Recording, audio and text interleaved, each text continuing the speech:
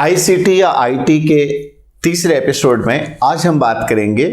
इन पहले एक चैप्टर में हमने एक एपिसोड में हमने इनपुट डिवाइसेस की चर्चा करी, सेकंड एपिसोड में हमने आउटपुट डिवाइसेस की चर्चा करी।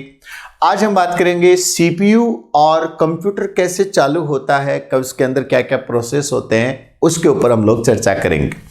अगले एपिसोड में हम ऑपरेटिंग सिस्टम और सॉफ्टवेयर के ऊपर चर्चा करेंगे और उसके बाद में जैसे जैसी हमारी आवश्यकता होगी अकॉर्डिंगली हम आगे के चैप्टर पे डिस्कस करेंगे। कंप्यूटर का जो सबसे सेंट्रल पोर्शन होता है वो होता है आपका सेंट्रल प्रोसेसिंग यूनिट, या जिसको हम लोग कहते हैं सीपीयू। ये आप जो देख पा रहे हैं, नॉर्मल जो घर में हम लोग कंप्यूटर रखते हैं उसका जो सीपीयू होता है वो कुछ इस टाइप का होता है। इसके अंदर खूब सारे आपने देखा होगा ऐसे वायर होते हैं। ये जो आपको एक पंखे जैसी चीज दिख रही है इसको हम लोग कहते हैं पावर सप्लाई। ये एक पावर सप्लाई होती है और इस पावर सप्लाई के ऊपर भी प्रश्न आया है, इसको हम लोग बोलते हैं एसएमपीएस। इसको बोलते हैं हम एसएमपीएस। ये जो एसएमपीएस होता है, जो बाहर से जब आप कंप्यूटर को प्लग करते हैं तो बाहर से जो सप्लाई आती है वो आती है एसी। ये कौन सी सप्लाई आती है इसके अंदर? एसी। एसी का मतलब होता है अल्टरनेटिंग करंट। तो जो घर में हमारे बिजली विभाग से जो पावर आता है वो एसी के रूप में आता है, लेकिन कंप्यूटर के अंदर के जो उपकरण होते हैं वो एसी में काम नहीं करते। जैसे आपका मोबाइल फोन है तो मोबाइल फोन एसी पे काम नहीं करता। तो आप जब अपने मोबाइल को चार्ज करते हैं तो उसके अंदर जो बैटरी होती है वो डीसी की होती है, यानी डायरेक्ट करंट की होती है। तो एसी को डीसी में बदलने के लिए जैसे आप अपने मोबाइल का चार्जर यूज करते हैं जो एक फिक्स आउटपुट देता है वोल्टेज और करंट, वैसे ही कंप्यूटर के अलग अलग पार्ट्स को काम में लेने के लिए हमें डीसी की जरूरत पड़ती है और उस एसी को डीसी में कन्वर्ट करने का काम ये पावर सप्लाई करती है। ये है एसएमपीएस। एसएमपीएस का पूरा नाम होता है स्विच मोड पावर सप्लाई।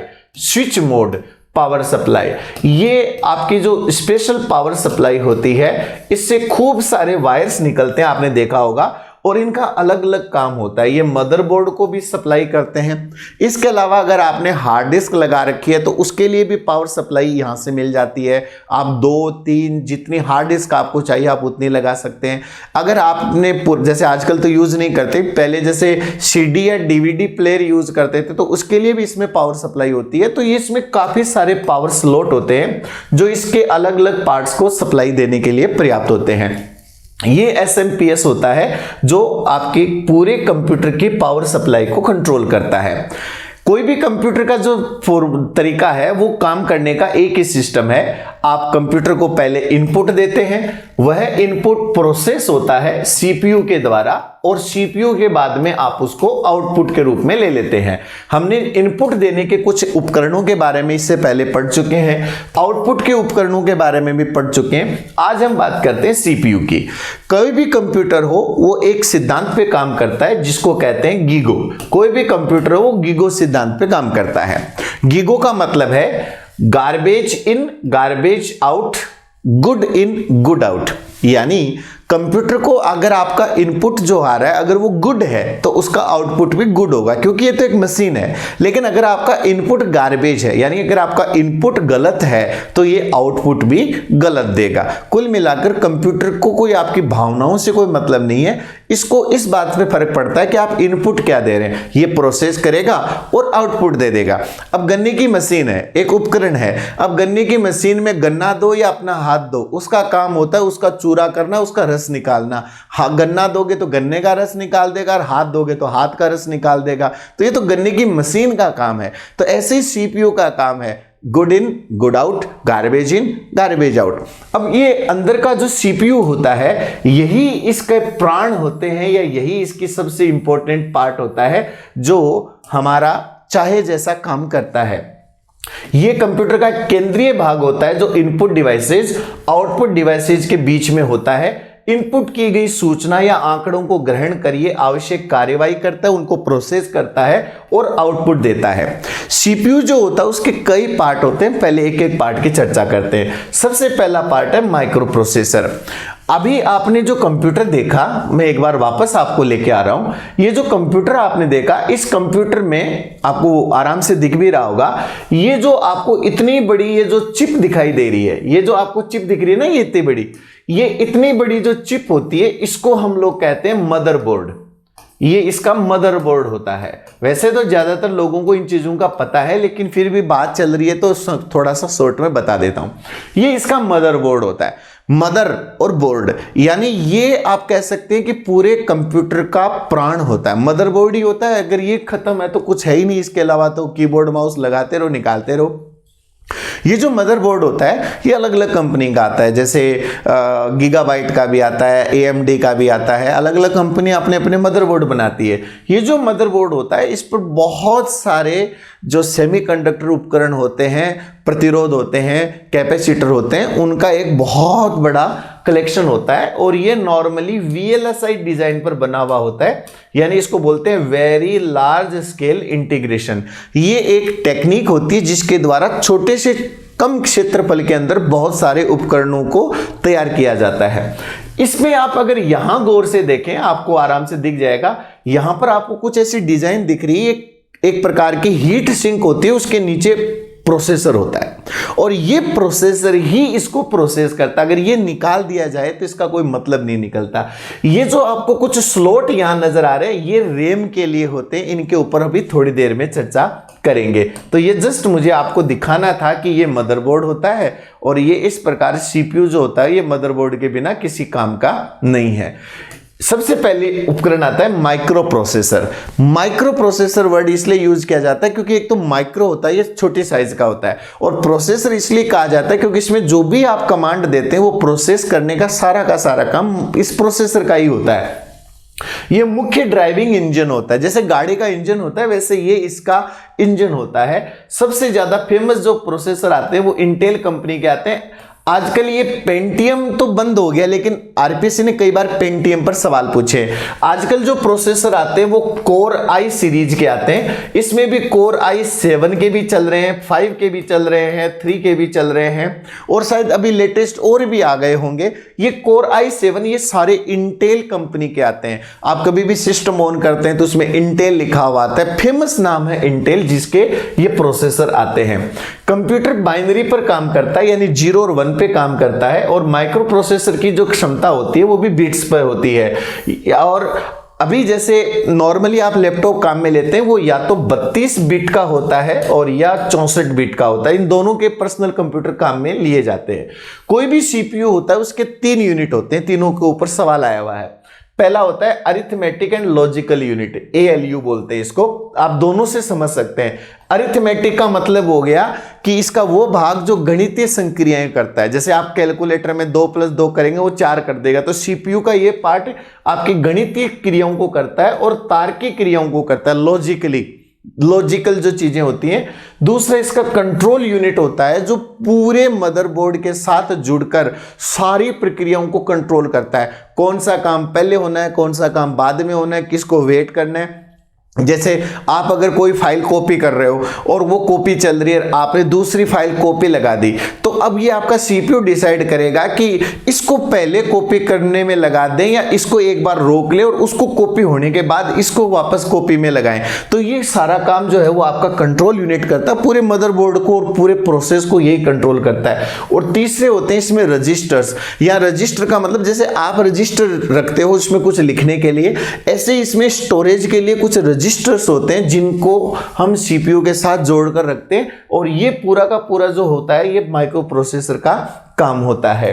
तो आपको 3 चीजें याद रखनी है कि एक कंप्यूटर का जो माइक्रो प्रोसेसर होता है उसके अंदर 3 भाग होते हैं, ALU यानी arithmetic and logical unit, CU यानी कंट्रोल यूनिट, और तीसरी चीज होती है रजिस्टर्स। ये तीनों मिलकर जो होते हैं वो आपका CPU या आपका जो प्रोसेसर होता है उसको बनाते हैं। इसी कंप्यूटर के अंदर आपके पास 2 प्रकार की मेमोरी होती है। बिना मेमोरी तो कोई कंप्यूटर काम ही क्या करेगा। तो कंप्यूटर की जो मेमोरी होती है वो मोस्टली हम उसको 2 पार्ट में डिवाइड करते हैं। एक वो मेमोरी जो कंप्यूटर के अंदर लगी रहती है, जिसको आपको परमानेंटली लगाकर रखना पड़ता है, उसके बिना आपका कंप्यूटर काम नहीं करेगा। दूसरी वो मेमोरी होती है जिसको आप चाहें तो हटा सकते हैं। जब जरूरत पड़े आप उसको वापस लगा सकते हैं। तो कंप्यूटर की जो मेमोरी होती है उसको हम दो भाग में डिवाइड कर सकते हैं। वो आपकी कंप्यूटर की मेमोरी है जिसके अंदर आपके अलग अलग प्रकार के जो सॉफ्टवेयर होते हैं वो रहते हैं, जिसके अंदर अलग आपकी जितनी भी जो जानकारियां हैं, जो आपकी सूचनाएं हैं, जो आपकी फाइल्स हैं, वो सारी उस मेमोरी के अंदर रहती हैं। और उसके लिए आपके पास दो प्रकार की मेमोरी होनी चाहिए। एक आपकी होती है इंटरनल मेमोरी। इंटरनल मेमोरी कौन सी होगी? जो आपके कंप्यूटर के अंदर की है और उसके बिना आपका कंप्यूटर काम नहीं करेगा, आप उसको हटा नहीं सकते। ये प्राथमिक या मुख्य मेमोरी होती है जो चिप्स के रूप में मदरबोर्ड से जुड़ी रहती है। आंतरिक जो स्मृति होती है वो दो प्रकार की होती है। एक तो वो मेमोरी होती है जिसको हम बोलते हैं रैम। रैम का पूरा नाम है रैंडम एक्सेस मेमोरी। अब देखिए इसके नाम से आपको पता चल जाएगा, रैंडम एक्सेस और मेमोरी, यानी ऐसी मेमोरी जो रैंडमली एक्सेस होती है, जो बार बार रैंडमली, यानी उसका कोई सा भी पार्ट कहीं से भी एक्सेस हो सकता है। यानी ये क्रम से नहीं चलता, जैसे ए बी सी डी ये एक सीक्वेंस में नहीं चलती, ये चलती है रैंडमली। तो इसको रैम कहते हैं, रैंडम एक्सेस मेमोरी। ये अस्थायी स्मृति होती है। अस्थायी का मतलब होता है वोलेटाइल। वोलेटाइल का मतलब होता है कि इसके अंदर जो जानकारी होती है वो ज्यादा देर तक टिकती नहीं है। जैसे आप किसी एप्लीकेशन को बंद कर देते हैं वो रैम से हट जाती है, या जब आप अपने कंप्यूटर को रीस्टार्ट कर देते हैं तो वो पीछे वाली जो मेमोरी होती है वो हट जाती है। जैसे आपके मोबाइल में आपने अगर 5 ऐप खोल रखे हैं तो वो पांचों आपकी रैम में है, जब तक वो ओपन है वो रैम में रहेंगे, जैसे आप उसको बंद कर देंगे वो रैम से बाहर चले जाएंगे। ये एक अस्थायी स्मृति होती है जिसमें वर्तमान में उपयोग होने वाली सूचनाएं संग्रहित रहती है। जैसे आपने अपने मोबाइल में 5 ऐप खोल रखे हैं तो वो पांचों ऐप आपकी रैम में है और रैम उन पांचों ऐप को ऑन रख रही है। अगर आपके फोन की या आपके कंप्यूटर की रैम कम है, ये वाली मेमोरी कम है और आपने एप्लीकेशन ज्यादा खोल लिए, तो फिर आपका कंप्यूटर या आपका मोबाइल फोन काम करने में परेशानियां खड़ी करेगा, या वो गोला गोला घूमता रहेगा कि प्रोसेसिंग हो रहा है, काम हो रहा है, काम हो रहा है। ये अस्थायी या वोलेटाइल स्मृति है और कंप्यूटर के बंद होने पर इसमें जो सूचनाएं होती हैं वो लुप्त हो जाती हैं। ये रीड और राइट है। रीड और राइट का मतलब होता है कि इसमें जानकारियां नई भी डाली जा सकती हैं और इसमें जो पहले से जानकारी है उसको काम में भी लिया जा सकता है। या आप ये कह सकते हैं कि ये एक आपकी एक ऐसी टेबल की तरह है जिसमें जरूरत की चीजें पड़ी हैं, उनको हटाया या उसमें नई जानकारियां जोड़ी जा सकती है, लेकिन जैसे ही काम खत्म हुआ टेबल साफ हो जाती है। दूसरी मेमोरी आती है रोम। रोम का पूरा नाम है रीड ओनली मेमोरी, यानी ये वो मेमोरी होती है जिसको केवल रीड किया जा सकता है, उसमें बार बार जानकारियां एडिट नहीं की जा सकती या चेंज नहीं की जा सकती। रोम के बिना आपका कंप्यूटर शुरू ही नहीं होगा, क्योंकि जो जानकारियां ज्यादातर जो प्रोग्राम होते हैं जब आप कंप्यूटर को ऑन करते हैं तो जो सबसे पहले ऑन होता है वो रोम में ही होता है। जब आप अपना मोबाइल लेके आते हैं तो उस मोबाइल में जैसे आपके मोबाइल का स्टोरेज अगर 64 GB है, देख लेना आप, तो उस 64 GB में से 10-12 GB तो रोम का वो हिस्सा होता है जो आपको कभी काम में ले ही नहीं सकते। क्यों? क्योंकि उसके अंदर आपके मोबाइल का जो एंड्रॉयड है या उसका जो सॉफ्टवेयर है वो इंस्टॉल्ड होता है। तो वैसे ही रोम जो होती है इसको सिर्फ पढ़ा जा सकता है, ये रीड ओनली होती है, ये स्थायी होती है। इसमें कंप्यूटर को प्रारंभ करने के अनुदेशन लिखे रहते हैं। तो जैसे ही आप कंप्यूटर का पावर ऑन बटन दबाते हैं तो आपने देखा होगा स्क्रीन पर कुछ इंस्ट्रक्शंस आते हैं। तो कहां से आपका कंप्यूटर चालू होगा, उसको ऑपरेटिंग सिस्टम कहां पड़ा है, वो सारी जानकारियां उस रोम में होती है। ये आपके मदरबोर्ड पर लगा हुआ होता है। आजकल आने वाली रोम को राइट भी किया जा सकता है। जैसे आपका मोबाइल का एंड्रॉयड है, अब जैसे मान लो आपका एंड्रॉयड प्रॉब्लम कर रहा है तो आप एक काम कर सकते हैं, उस एंड्रॉयड को रीसेट कर सकते हैं, या फिर आप किसी मोबाइल की शॉप वाले के पास ले जाके आप उसको दोबारा डाल सकते हैं। तो ये इसलिए है क्योंकि वो राइट करने का ऑप्शन भी आजकल आने लग गया। ऐसी रोम को EEP रोम कहा जाता है। EEP रोम का मतलब है, ई का मतलब इलेक्ट्रिकली इरेजेबल एंड प्रोग्रामेबल रोम, यानी आप इसको इलेक्ट्रिकली यानी इलेक्ट्रिक सिग्नल के द्वारा आप उसको इरेज कर सकते हैं और उसको प्रोग्राम भी कर सकते हैं, यानी आप उसमें कोई दूसरा प्रोग्राम भी उसके अंदर डाल सकते हैं। कंप्यूटर के बंद होने पर भी ये स्मृति मिटती नहीं है, क्योंकि ये जो मेमोरी होती है ये स्थायी मेमोरी होती है। रैम साफ हो जाती है, रोम साफ नहीं होती। रोम साफ होगी तो फिर कंप्यूटर चालू ही नहीं होगा। जब कंप्यूटर को ऑन किया जाता है तब रोम में भंडारित जो इंस्ट्रक्शन होते हैं, जो अनुदेशन होते हैं, वो सबसे पहले शुरू होते हैं। और रोम का उपयोग जो होता है वो बहुत सारे उपकरणों में किया जाता है, जैसे मोबाइल हो, टीवी हो, वॉशिंग मशीन हो, और इनमें इसको एम्बेडेड सिस्टम कहा जाता है। जैसे आपने देखा होगा, जैसे मोबाइल के अंदर जैसे ही आप पावर ऑन बटन दबाते हैं आपका एंड्रॉइड चालू हो जाता है। आजकल की जैसे सेमी ऑटोमेटिक वॉशिंग मशीन आती है, तो उसके अंदर जैसे आप टच स्क्रीन भी आती है कि आपको वॉश करना है, आपको कौन से कपड़े धोने हैं। जैसे कई होते बहुत ज़्यादा मैले हों, उनके लिए बहुत हार्ड आपको धुलाई करनी है, या फिर बहुत सॉफ्ट कपड़े हैं तो नॉर्मल धुलाई करनी है। आपका जैसे माइक्रोवेव ओवन आता है, आजकल ऐसी कॉफ़ी मशीन आने लगी जो ऑटोमेटिक टाइप की होती है।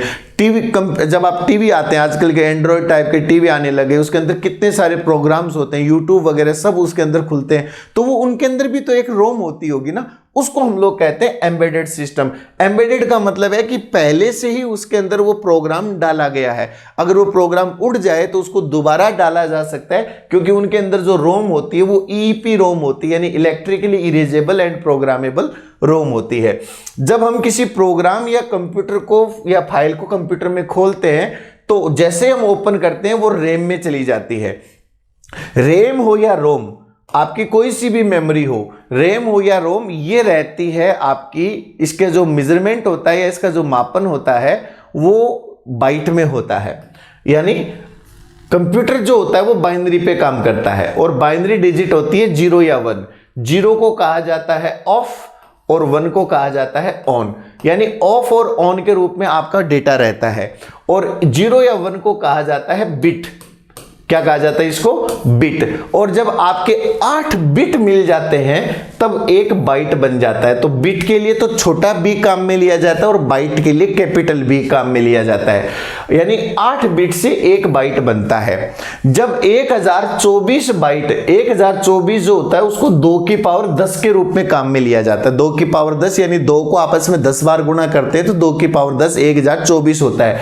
1024 बाइट होते ही वो किलो बन जाता है, यानी 1 किलोबाइट बन जाता है। 1024 किलोबाइट 1 मेगाबाइट बन जाता है। 1024 मेगाबाइट 1 गीगाबाइट बन जाता है। तो आज से कुछ साल पहले जो आपका जो मोबाइल होता था उसका स्टोरेज ज्यादा से ज्यादा मेगाबाइट में होता था, ज्यादा से ज्यादा मेगाबाइट में होता था। यानी हमने कंप्यूटर उस समय यूज किया है, जब कंप्यूटर की मेमोरी 128 MB या 256 MB होती थी, और हमने उस समय भी यूज किया है जब आपके पास 1.44 MB की फ्लॉपी होती थी। आजकल तो फ्लॉपी दिखती नहीं है। आजकल 1.44 MB में आपके मोबाइल द्वारा खींची गई एक फोटो भी स्टोर नहीं हो पाती है, क्योंकि आजकल का स्टोरेज चला गया GB में। तो 1024 यानी 2 की पावर 10 इतनी MB 1 GB बनाती है, गीगाबाइट बनाती है। और फिर वही 1024 का पढ़ा चलेगा, 1024 GB आती 1 TB यानी 1 टेराबाइट बन जाता है। 1024 टेराबाइट आती 1 पीटाबाइट बन जाता है। 1024 पीटाबाइट आती 1 एक्साबाइट बन जाता है। तो ये जो स्टोरेज है वो चल रहा है। आजकल GB चल रहा है। आप जैसे आजकल आप लोग फोन लेके आ रहे हैं तो कोई 64 GB का आ रहा है, कोई 128 GB आ रहा है, कोई 256 GB आ रहा है। कंप्यूटर का स्टोरेज आजकल टेराबाइट में आता है। 1 टेराबाइट 2 टेराबाइट की हार्ड डिस्क आराम से मिल जाती है। पीटाबाइट और एक्साबाइट ये स्टोरेज बहुत ज़्यादा होते हैं, और इसलिए नॉर्मल घर के कंप्यूटर में इतना स्टोरेज नॉर्मली हम काम में नहीं लेते हैं। कंप्यूटर के अंदर इस रैम के अलावा, इस रैम और रोम के अलावा कुछ एक्सटर्नल मेमोरी होती है, जैसे आपकी हार्ड डिस्क। अगर आप अपने हार्ड डिस्क में कोई भी डेटा रखना चाहते हैं तो वो आप उसके अंदर डेटा डाल भी सकते हैं, हटा भी सकते हैं। 1 हार्ड डिस्क भी लगा सकते हैं, 2 हार्ड डिस्क भी लगा सकते हैं। हम लोग कंप्यूटर भी पेन ड्राइव भी लगाते हैं, मेमोरी कार्ड भी लगाते हैं। तो ये एक्सटर्नल हार्ड डिस्क होती है, एक्सटर्नल स्टोरेज होता है। इसको हम लोग बोलते हैं एक्सटर्नल मेमोरी या बाह्य स्मृति। ये सेकेंडरी मेमोरी होती है, यानी इसके बिना आपका कंप्यूटर काम कर सकता है। आंतरिक स्मृति की क्षमता काफी कम होती है और इसके लिए बाह्य स्मृति जोड़ी जाती है। अब जैसे आपका जो कंप्यूटर का जो मदरबोर्ड पर जो रोम होती है उसके अंदर बेसिक इंस्ट्रक्शन होते हैं, आपका बायोस होता है जो ये बताता है कि आपका जो विंडोज है वो हार्ड डिस्क में कहां पड़ा है। अगर आपने हार्ड डिस्क हटा दी तो फिर वो आपका कंप्यूटर बूट नहीं होगा। इसलिए नॉर्मली एक हार्ड डिस्क कंप्यूटर में ऐसी लगाई जाती है जिसको हम छेड़ते ही नहीं है, उसको परमानेंट लगा के रखना पड़ता है। लेकिन ये जो हार्ड डिस्क होती है इसी में तो आपका सारा डेटा रहता है। अगर वो हार्ड डिस्क हटा दी तो आपकी फाइल, फोल्डर, म्यूजिक, मूवीज वो कोई काम के नहीं रहेंगे। अधिक से अधिक सूचनाओं को स्टोर करने के लिए ये स्मृति अलग से जोड़ी जाती है। कुछ अलग से जोड़ी जाने वाली स्मृति में पहली आती है फ्लॉपी डिस्क। आजकल ये आउटडेटेड हो गई, मिलती नहीं है। नॉर्मली ये 3.5 इंच के आकार की चौकोर प्लास्टिक डिस्क होती है जिसमें चुंबकीय टेप होती है। जैसे पहले आपने देखा होगा गाने सुनने के लिए जो ऑडियो कैसेट आती थी उसमें चुंबक की टेप होती थी, इसमें भी एक चुंबक की टेप होती थी और इसकी कैपेसिटी बहुत कम, अभी जस्ट मैं आपको बता रहा था 1.44 MB होती है। अब इसका उपयोग नॉर्मली नहीं किया जाता क्योंकि मिलती नहीं है, इतनी कम साइज होती है इसकी, इतना कम स्टोरेज होता है कि एक फोटो तक इसमें स्टोर नहीं की जा सकती। हाँ, हम जब पढ़ते थे तब हमने ये काम में ली है। दूसरी आती है HDD। HDD का पूरा नाम है hard disk drive. Hard disk drive जो होती है वो एक बड़ी धातु की बनी हुई डिस्क होती है और हार्ड डिस्क ड्राइव को कुछ ये ऐसी होती है, मैं आप लोगों को दिखा देता हूं। ये हार्ड डिस्क ड्राइव है, ये आपका पीछे का हिस्सा देख पा रहे हैं, ये इसका आगे का हिस्सा देख पा रहे हैं। इसके हिस्से के अंदर ये जो हिस्सा देख पा रहे हैं इसके नीचे की तरफ एक मेटल की बनी हुई डिस्क होती है, ये इसका सर्किट है, यहाँ इसके पावर और बाकी कनेक्शन होते हैं। ऐसी हार्ड डिस्क होती है। ये जो HDD होती है ये कठोर होती है, धातु से बनी हुई डिस्क होती है। इसको मैग्नेटिक डिस्क कहते हैं क्योंकि इसके नीचे की तरफ एक बॉडी डिस्क होती है जो चुंबक के द्वारा, चुंबक से बनी हुई होती है और उसके अंदर डेटा को स्टोर किया जाता है, जिसे CPU के मदरबोर्ड से जोड़कर रखा जाता है। इसके अंदर यहाँ एक केबल लगती है, एक पावर की पॉइंट होता है और दूसरा जो होता है उससे हम मदरबोर्ड से इसको जोड़ देते हैं। तो क्या होता है कि जो मदरबोर्ड में जो रोम होती है उसके अंदर निर्देश होते हैं। जब आप कंप्यूटर का पावर ऑन बटन दबाते हैं तो सबसे पहले वो रोम में लिखे हुए जो इंस्ट्रक्शन होते हैं वो खुल जाते हैं। उन इंस्ट्रक्शंस में ये चीज होती है कि इस कंप्यूटर का विंडोज इस हार्ड डिस्क में कहां है। इस हार्ड डिस्क, क्योंकि विंडोज को स्टोर होने में कई GB का स्टोरेज चाहिए, रोम उतनी बड़ी होती नहीं है। तो रोम तो क्या है कि एक डाकिये का काम करता है। रोम को ये पता है कि हार्ड डिस्क के अंदर ऑपरेटिंग सिस्टम कहाँ स्टोर है, तो रोम क्या करती है, इस हार्ड डिस्क का वो एरिया बता देती है, इसकी लोकेशन बता देती है। तो जैसे ये हार्ड डिस्क ऑन होती है इसके अंदर जो विंडो है आपकी वो चालू हो जाती है। अगर इसको हटा देंगे तो कंप्यूटर आपको एरर दे देगा कि कोई हार्ड डिस्क नहीं है या ऑपरेटिंग सिस्टम नहीं मिला। कंप्यूटर ऑन तो होगा लेकिन ऑपरेटिंग सिस्टम ऑन नहीं होगा। कंप्यूटर ऑन होना अलग चीज है, ऑपरेटिंग सिस्टम यानी पूरा कंप्यूटर खुलना अलग चीज है।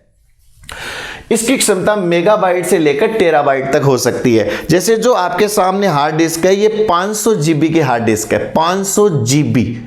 कोई टाइम ये हार्ड डिस्क 10 GB की आती थी, 8 GB की आती थी, 50 GB की आती थी, आजकल ये टेराबाइट की भी आने लगी। ये फिलहाल 500 GB की हार्ड डिस्क आपके सामने दिखा रहा हूं। ये अधिक विश्वसनीय होती है, इनमें रीड और राइट दोनों काम किया जा सकता है। आजकल SSD का अधिक उपयोग किया जाता है। SSD आजकल बहुत पतली छोटी छोटी ड्राइव आने लग गई। तो ये तो है HDD हार्ड डिस्क ड्राइव, और ये जो मैं आपके सामने लेके आया हूं ये है एक्सटर्नल या आप कह सकते हैं कि रिमूवेबल डिस्क। ये जो मैं आपको दिखा रहा हूं हालांकि ये पैकिंग में है, लेकिन अगर हम इसके पैकिंग को खोल दें तो ये आप बहुत आसानी से इसको आप देख पाएंगे। मैं आपको छोटा सा डेमो देता हूं, आपको मैं आपके सामने खोल रहा हूं। ये जो डिस्क आप देख पा रहे हैं, ये देखो आप साइज देखो आप इसकी कितनी सी है, बहुत छोटी सी। ये देखो छोटी सी हार्ड डिस्क है, और एक ये देखो आप, दोनों मां बेटी लग रही हैं। लेकिन ये भी 500 GB की है और ये भी 500 GB की है। फर्क क्या है पता है? टेक्नोलॉजी का। ये है HDD हार्ड डिस्क ड्राइव जो मैग्नेटिक है, और ये क्या है पता है? SSD। अभी मैंने आपके सामने क्या बोला? SSD solid state drive. याद रख लेना, ये नाम पूछा जाता है आजकल एग्जाम में, सॉलिड स्टेट ड्राइव। यानी ये सॉलिड स्टेट ड्राइव, इसकी जो टेक्नोलॉजी है वो अलग है। ये SSD है, ये कितनी पतली सी और कितनी छोटी सी है, ये भी 500 GB डेटा स्टोर करती है और ये भी 500 GB स्टोर करती है, क्योंकि दोनों की जो भंडारण करने की जो तकनीक है वो अलग अलग है। ये हार्ड डिस्क ड्राइव है, ये SSD है, ये भी एक्सटर्नल है और ये भी एक्सटर्नल है, लेकिन इसको लगा के रखना पड़ेगा क्योंकि हमारी विंडोज इसमें होती है। अगर मैं इसमें विंडोज डाल दूंगा तो इसको लगाए बिना कंप्यूटर ऑन नहीं होगा। ये है आपकी हार्ड डिस्क ड्राइव या HDD और SDD। उम्मीद है कि आपको समझ में आया होगा। इसके अलावा एक काम और भी हम इसमें कर सकते हैं कि आजकल तो इसका यूज कम किया जाता है, इसमें ऑप्टिकल डिस्क भी यूज की जाती है। ऑप्टिकल डिस्क में फर्क क्या होता है कि ये तो है मैग्नेटिक और ये है SSD, लेकिन ऑप्टिकल डिस्क में क्या होता है कि प्रकाश के आधार पर हम सूचना को भंडारित करते हैं।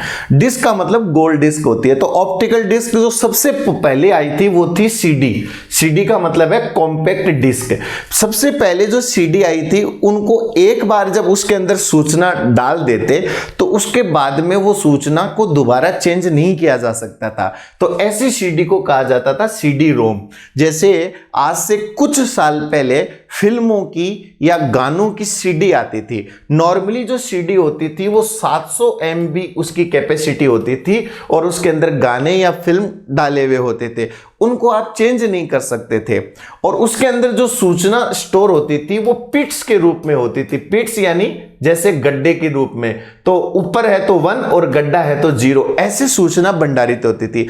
बाद में कुछ ऐसी CD आने लग गई जिनको राइट भी किया जा सकता था, तो उनका नाम पड़ गया CD-RW।